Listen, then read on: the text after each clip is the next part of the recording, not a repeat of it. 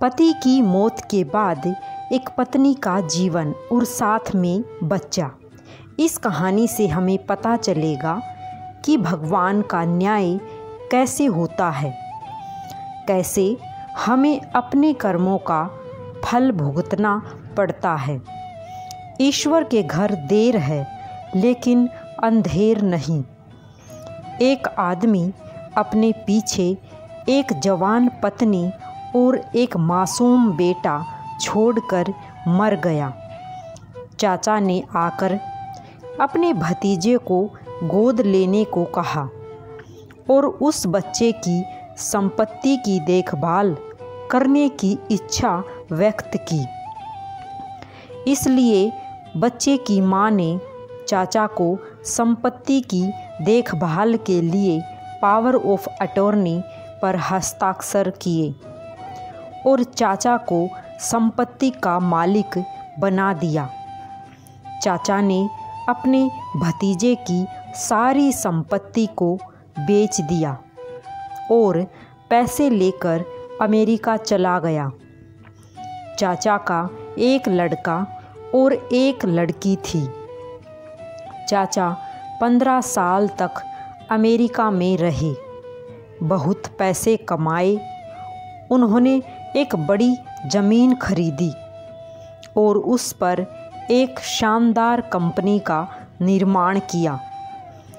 चाचा ने अपनी कंपनी को एक अंतर्राष्ट्रीय कार बेचने वाली कंपनी बना दिया।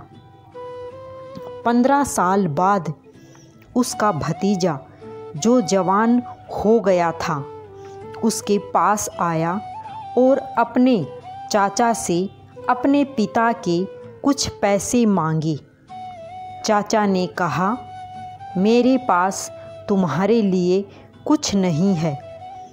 उन्होंने उसे यह कहते हुए ऑफिस से बाहर निकाल दिया, तुम इस जगह में फिर से मत आना। भतीजा टूटे दिल के साथ अपनी माँ के पास लौट आया। चाचा ने अपने परिवार को अमेरिका बुला लिया। जिस दिन चाचा का परिवार अमेरिका आने वाला था तो चाचा उन्हें लेने के लिए खुद एयरपोर्ट पर गए। चाचा अपनी पत्नी और बच्चों को एयरपोर्ट से लेने के लिए अपनी सबसे महंगी कार लेकर गए। चाचा बहुत खुश थे क्योंकि वो अपनी बीवी बच्चों से बहुत दिनों के बाद मिल रहे थे। लेकिन ईश्वर को कुछ और ही मंजूर था। उसके कर्मों का दंड उसके सामने आ गया। एयरपोर्ट से घर लौटते वक्त परिवार के साथ एक भयानक हादसा हो गया। एक ट्रक से कार का एक्सीडेंट हो गया। चाचा, चाची और बच्चे सबकी मौत हो गई।